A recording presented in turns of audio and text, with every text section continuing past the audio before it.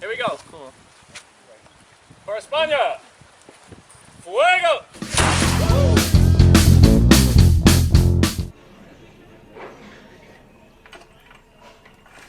Did I ever tell you what happened the other day when I went to Starbucks?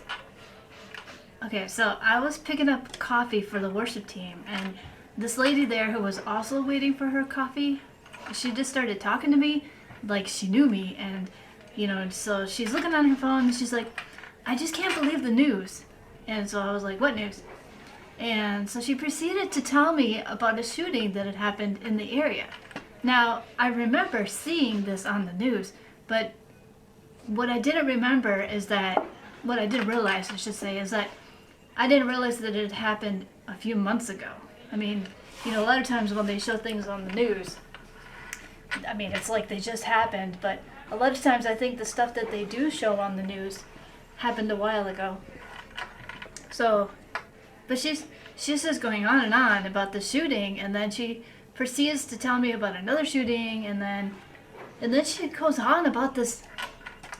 I really couldn't follow what she was saying. She was going on about some building that's in a different country, and she took a screenshot, and she said a lot of people don't believe it, but the building, I guess whatever company owns that building also owns like companies here or something. I don't know if it's like here in Fort Wayne or if it's like in the United States, but they're the ones that are causing a lot of whatever she was talking about. I just couldn't follow her.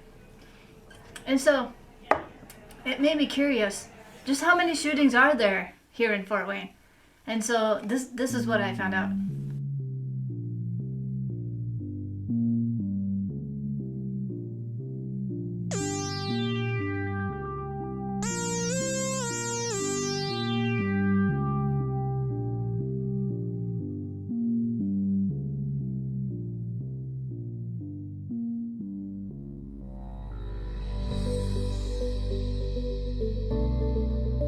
Hope during gun violence. According to VanLifeWanderer.com, Fort Wayne is a safe city as indicated by its crime rate. Fort Wayne had a violent crime rate of 263.94 per 100,000 people. Fort Wayne violent crime rate is 34% below the national average and is one of the safer cities in the United States with a population of over 200,000 people. Fort Wayne crime rate. Here is a breakdown of the crimes compared to 2020.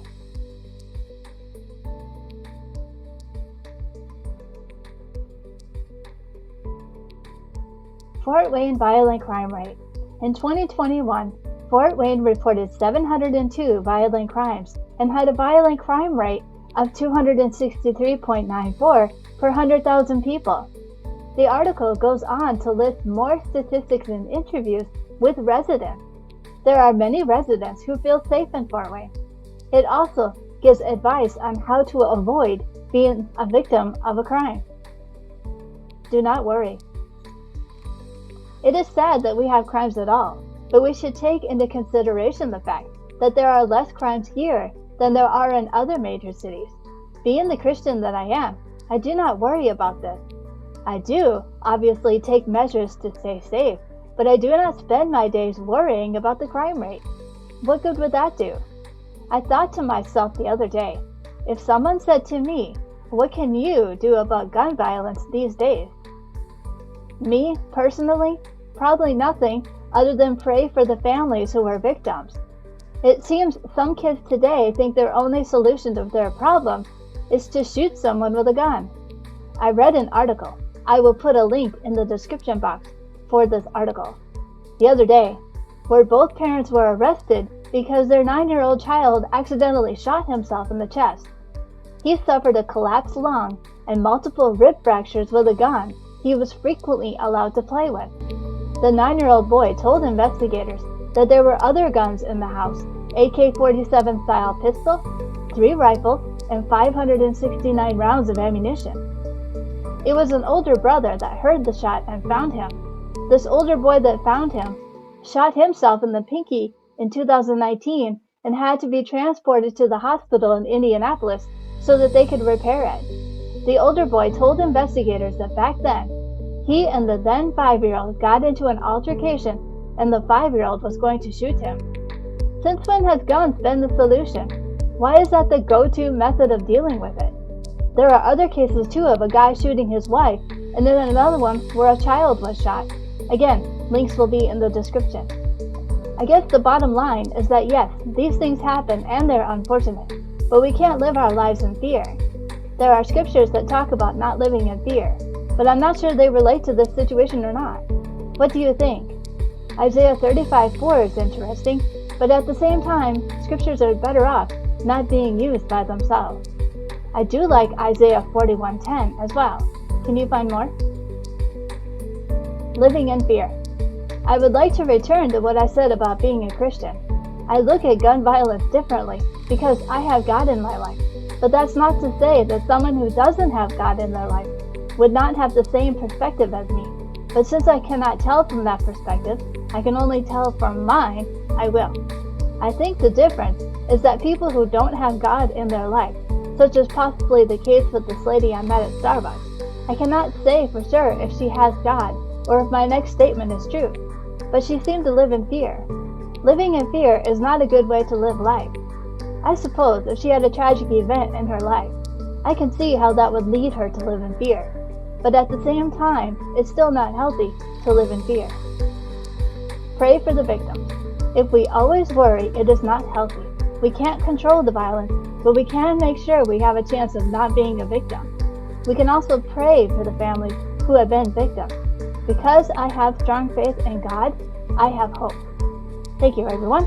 I'm Tamara Chaos.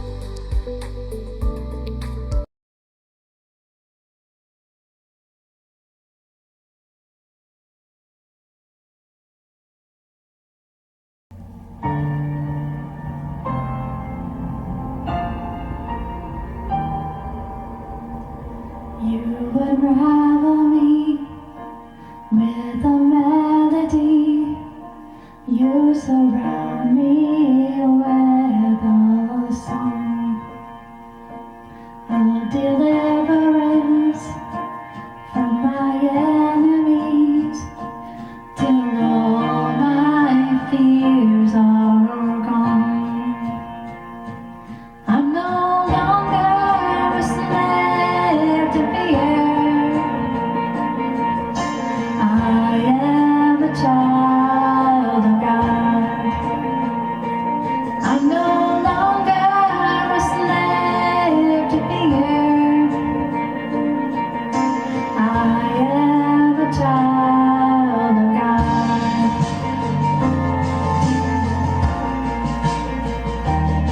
From my mother's womb, you have chosen